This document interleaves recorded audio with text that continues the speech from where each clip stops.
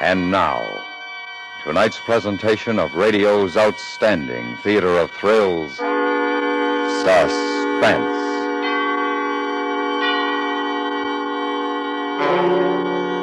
Tonight, we bring you one of the great mysteries of the sea.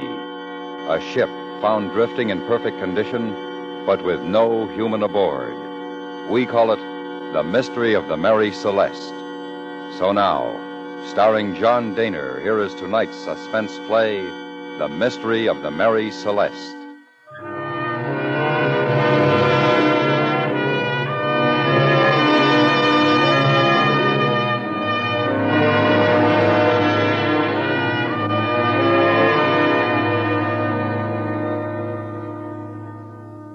On December 9th, 1872, the American brigantine Mary Celeste was discovered adrift and derelict close off the coast of North Africa. She had sustained some storm damage, but she was still an able ship. Her sails were set, her cargo was intact, conditions in her cabins and forecastle seemed normal. There was no evidence of violence. Yet not a sign was found of the crew that had manned her. Officers, men, and the captain's wife had vanished, and no acceptable explanation of their disappearance has ever been advanced. Perhaps this is that story. It would start in New York City's Harbor District on the night of November 7th, 1872, the eve of the Mary Celeste's departure from that same harbor.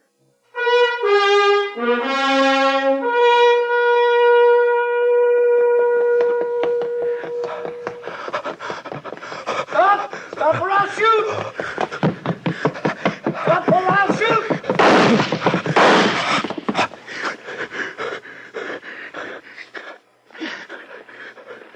What is it, officer? What's the matter? Did you see a man running past this way? No, I didn't see anybody.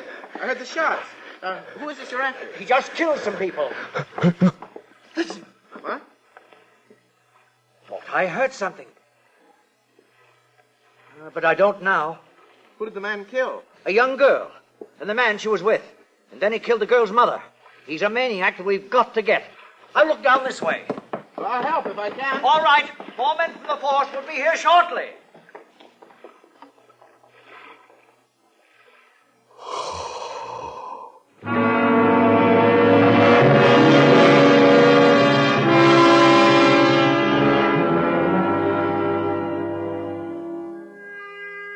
I didn't remember killing her mother. Grace I killed because I couldn't help it. The man because he came after me when Grace was down. But I never meant to kill her mother. And when I heard that I had, I wondered if the officer was right. And that I was insane.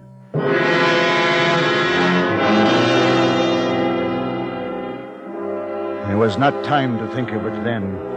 Only time to think of getting away. And through that night I searched for a ship that was leaving soon, and one that was badly guarded so I could slip aboard. When I found her, she was the Mary Celeste, and the drunken deck watch stayed in his sleep until I was hidden in number 2 hold. There I passed 2 days in a dream, neither fully awake nor asleep, but always thinking of the horror I had done. And I knew that escape was wrong, and that I could never be sane until I cleared my soul of it.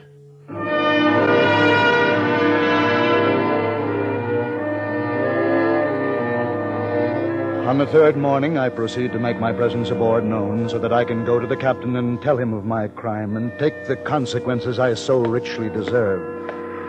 I climb to the deck and am immediately seen by a crewman. Lindley, look. Who's that? Who are you, mister, and what are you doing aboard? My name is Sam Newcomb, and I want to talk to your captain. You'll talk to him right enough, whether you want to or not. How'd you get on board? You'll be lucky if you didn't stand the 12 to 4 watch your last night in port, because that's when it was. You're uppity for a stowaway, aren't you? You're no better than a thief. I admit that. I want no trouble with you. Please, take me to the captain. I'll talk to him and no one else. You take him, Bowl. I'd better stay forward. Come on, Newcomb. You're gonna make the rest of the trip with us. You better drop your airs or there'll be trouble. I don't have any airs, and I don't think you'll be troubled with my company. Oh, Oh, you mean you don't think you'll quarter with the crew? No. You expect to be with the officers like an honored guest? No. Where then? I don't know. You act like you're daft. Don't you say that. I'll... You what? Nothing. I'm sorry. I want to talk to you, Captain. You watch what you do or say, you'll be over the side.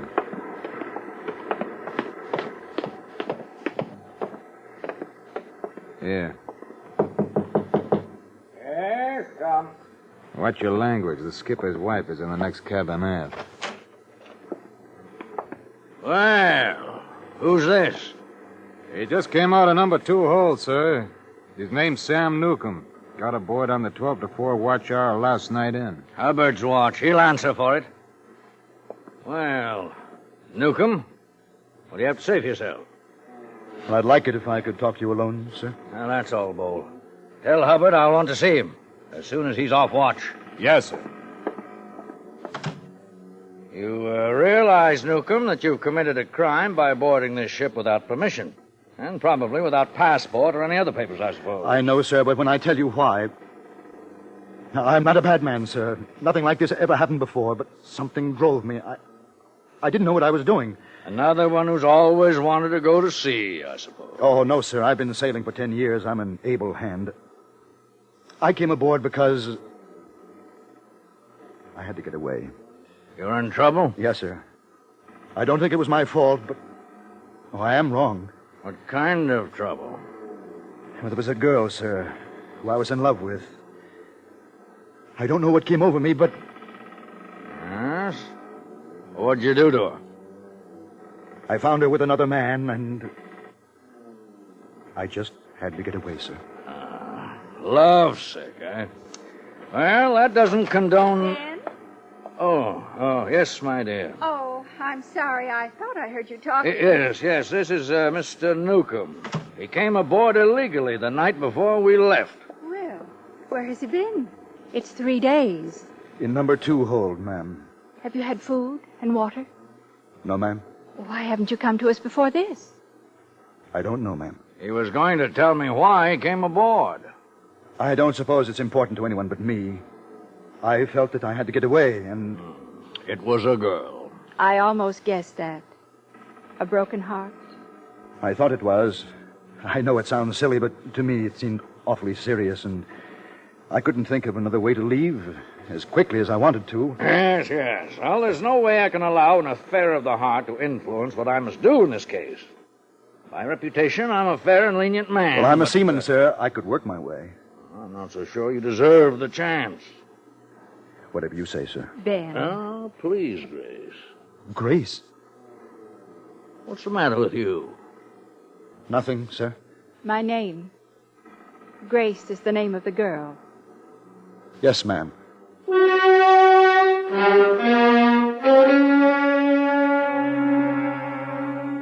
was learning that the captain's wife was aboard that made me change my mind about telling him the truth.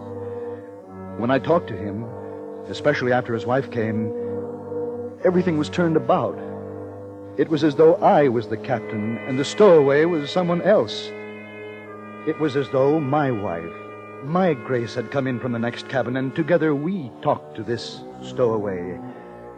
And we felt sorry for him and wanted to be kind to him.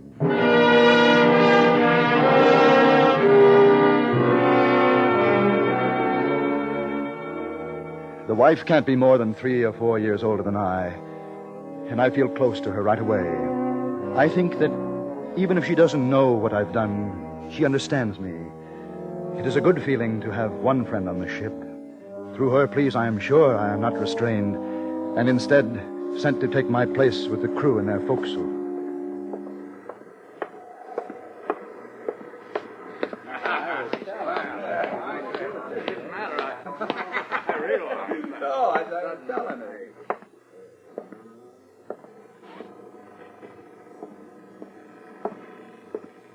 Well, what are you doing here? Couldn't you find a better place to quarter?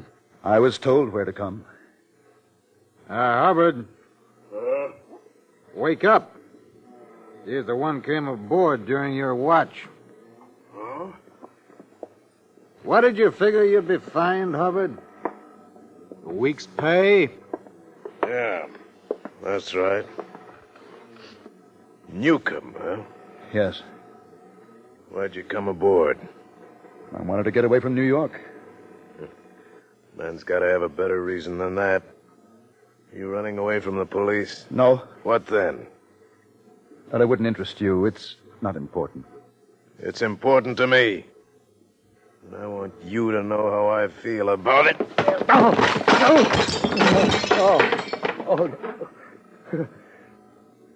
Are you gonna get up? No. I want no trouble with any of you. You don't want any trouble. You caused me trouble, haven't you? I'll be called up in front of the captain because of you. That's done. There's no way I can change it. We got 3 weeks before we make Naples. You'll pay for it. I'll see to that.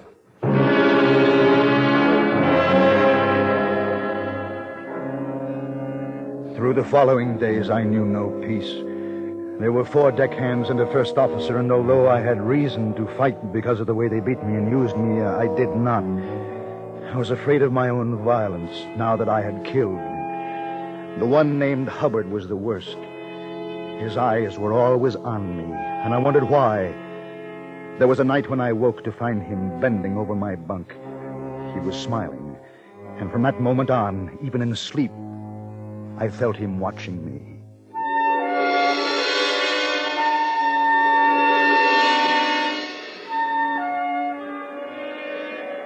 On another night, I am on deck. I'm crossing from port to starboard, and when I pass under the main yard, a marlin spike falls from aloft and sticks in the planks beside me, narrowly missing my head. I look up to see Hubbard smiling down at me from the rigging. I try to avoid him, but he drops to the deck to face me. I dropped my spike. I know you did. What are you going to do about it? Nothing. You take more than any man I've ever known, Newcomb. I'm not proud of that. But why do you keep after me? Why don't you leave me alone? Because I'm a curious man. I want to know truly why you're on this ship. Your story to the captain about trouble with some woman just doesn't set right. It's the truth. Not all of it. Why do you say that? Anybody ever tell you you talk in your sleep?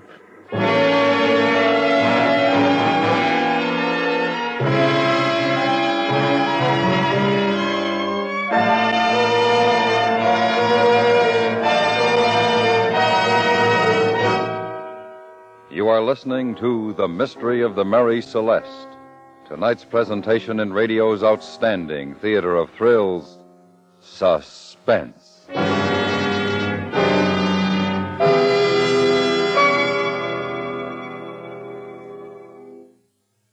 We all have treasured possessions, keepsakes, and mementos which are irreplaceable regardless of cost. You'd be heartsick if you lost yours, yet probably you are risking their loss by fire every day through carelessness. So CBS Radio reminds you, don't give fire a place to start. Be sure all cigarettes are out before discarding them. Clear your house of old newspapers, damaged furniture, and inflammable debris. Repair electrical wiring as soon as it shows signs of wear. These simple rules will keep your valuables safe. They could even save your life. And now we bring back to our Hollywood soundstage John Daner, starring in tonight's production, The Mystery of the Mary Celeste, a tale well calculated to keep you in suspense.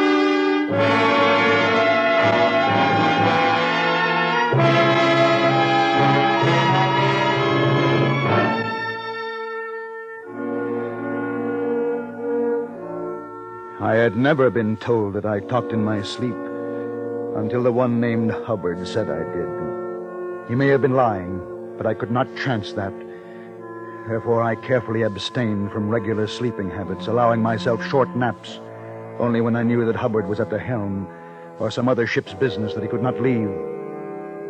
The horror that I had done became a secret that pressed against my head, wanting escape. But I held it in, and I took the abuse of the men aboard.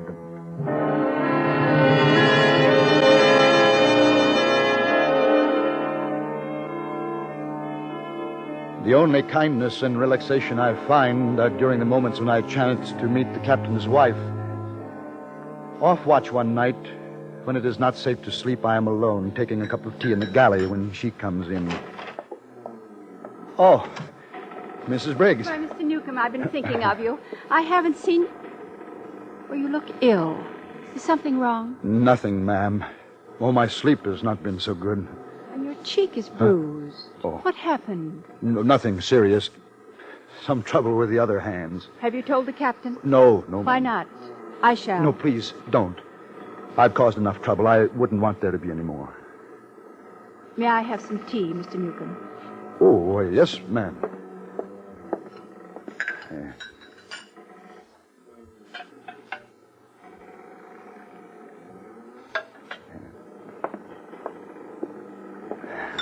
Thank you. I think you're a very kind man, Mr. Newcomb. Oh, you do? Yes. To protect the other hands, for one thing. They're a rough lot, I know. No worse than most men, ma'am. You're very unhappy, aren't you? This girl, Grace. I know this is hard for you to understand, but really, no one girl is worth ruining your life for. Not even losing sleep for. Yes, ma'am. I wish you'd stop calling me ma'am. Perhaps if you did, you could talk to me about this girl. I think it would do you good, don't you? I don't know. Tell me about her. I'm sure she's quite beautiful. Well, I thought so. And you plan to be married? Yes. But she changed her mind. Well, she was never sure. She was ambitious for me. That's natural. And I disappointed her like I did my family, my mother, everybody. I'm always thinking that I'm doing my best, but I always disappoint people. What did she want you to be, this girl? Oh, a ship's master like your husband. We dreamed of the day she could sail with me like you do on this ship. You mustn't lose faith in yourself. It took my husband years to get his papers. There are no years for me anymore. She wouldn't wait. No, she wouldn't wait. You must have waited, but she wouldn't. She promised to wait, but she didn't. She never understood that it took time. She was ambitious, and she pushed me for my officer's papers, and I failed. My family pushed me, too, when I wasn't ready, and they made me fail. And I went away, a 6-month trip to South America. I tried to jump overboard, and they stopped me. And I got back and found her married to a ship's captain. And her mother was there, laughing at me. I tried to tell them that I was happy about it. Then Grace smiled at me, and something happened. Mr. Newcomb. I was only going to kill her. I didn't even know the others were there. I hit her, and when she went down, the man came after me, and I hit him, too. And when you get in a mix-up like that, you just don't know what you're doing. And time means nothing. It's like everything else. Mr. Newcomb, and then her mother. I don't remember that. But she's dead, too, and then they blame me. Maybe I did. Miss Briggs, where are you going? Stay away from me. Oh, no, you've been nice to me. Why did it have to be you that I told everything? No, please, and I like you. Why did it have to be you? No. No, I don't want to kill you. I never wanted to kill anybody. Let me go. No, please, I won't hurt you. You've been nice to me. Stay away from me. I won't touch you. I won't touch you. But you got to promise. You won't tell. I don't know why I said those things. They aren't true. I get mixed up. I dream things and then they seem real after I wake up.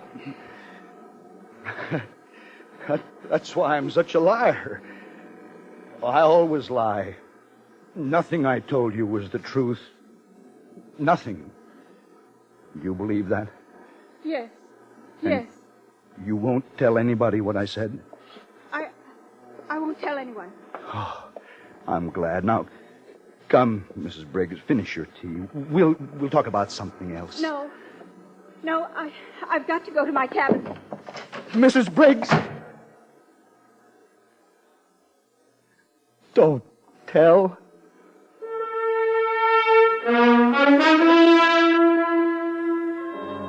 knew she would tell, and so I hid. I went back to number 2 hold where I had felt safe before.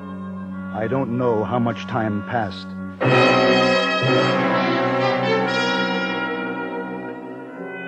There they find me. I see their lantern as they come closer. The truth is out, and there is no place for me to go. So I stand up and wait.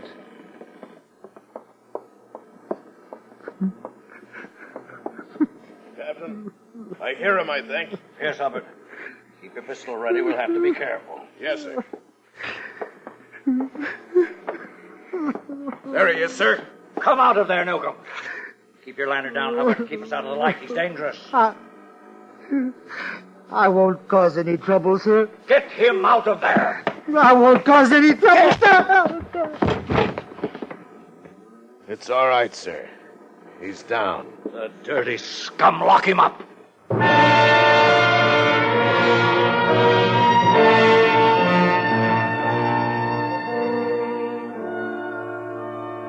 I am not sure how many days passed, but I found comfort in being locked up because I could sleep without the fear of Hubbard leaning over me, listening for what I might say. Then there was one night when shouting on deck woke me up.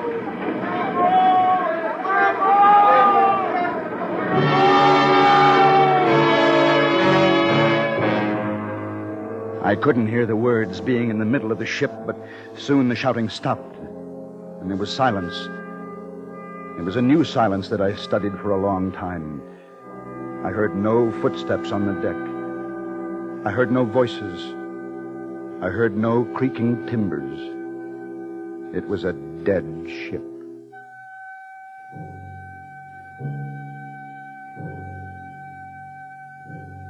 I wait for the one daily meal that they allow me.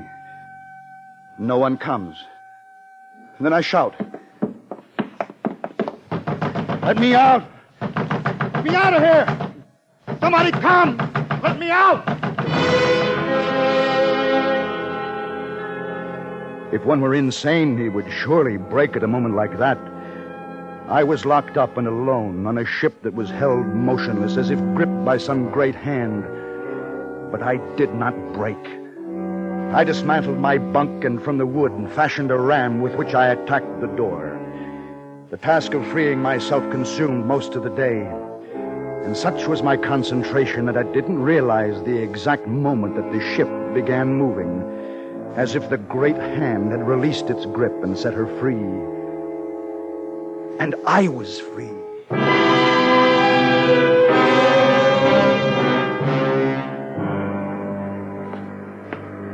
I come out on deck to find a cloudless sky and empty sea horizons all around, as if I am alone in the world.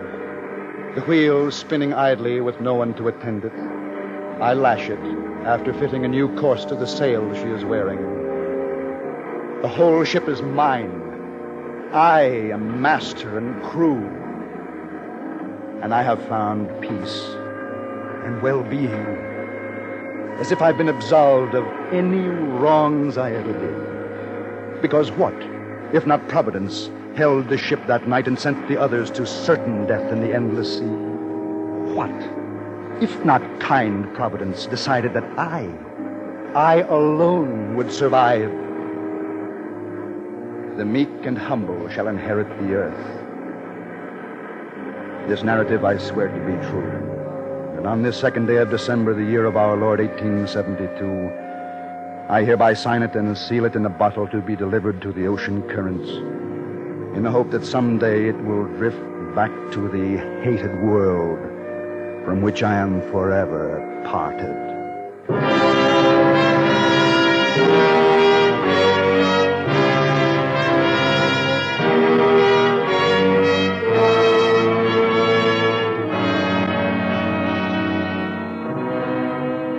According to scientific theory, a strange phenomenon takes place now and again off the coast of Africa near where the Mary Celeste was found. Great rivers of sand are swept out from the coastal deserts. When certain conditions prevail, this sand is concentrated by the ocean currents. Millions of tons are massed until an island is born, lives briefly, and then is swept away by a shift in the currents that created it. One such island formed under a small ship during World War II, held it for a number of hours, then released it, much in the same manner that Sam Newcomb's Providence acted.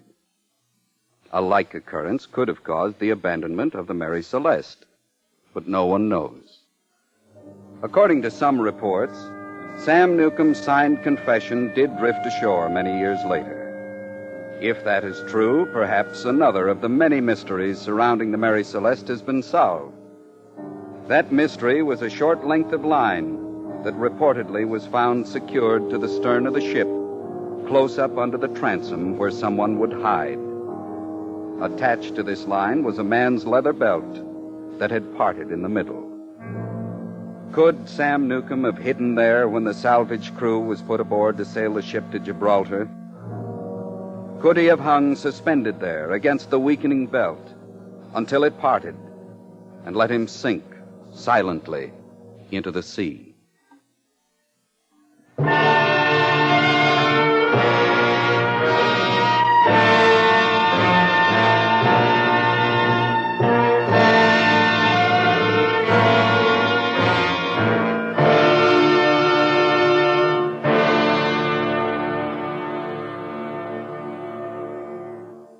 Suspense, in which John Daner starred in tonight's presentation of The Mystery of the Mary Celeste. Next week, the story of a murder plan that was discovered and which led to a double execution. We call it The Eavesdropper. That's next week on Suspense.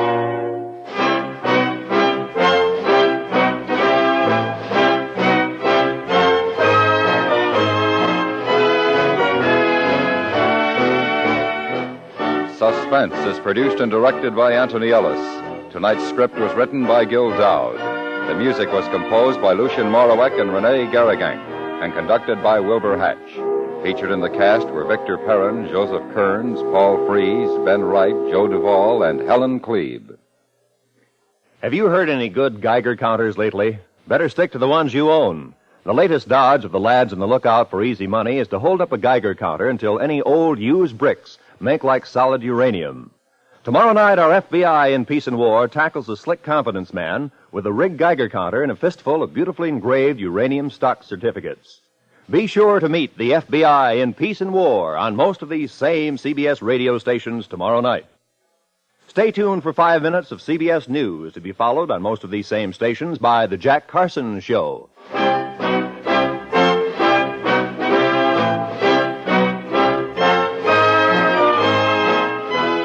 You hear America's favorite shows on the CBS Radio Network.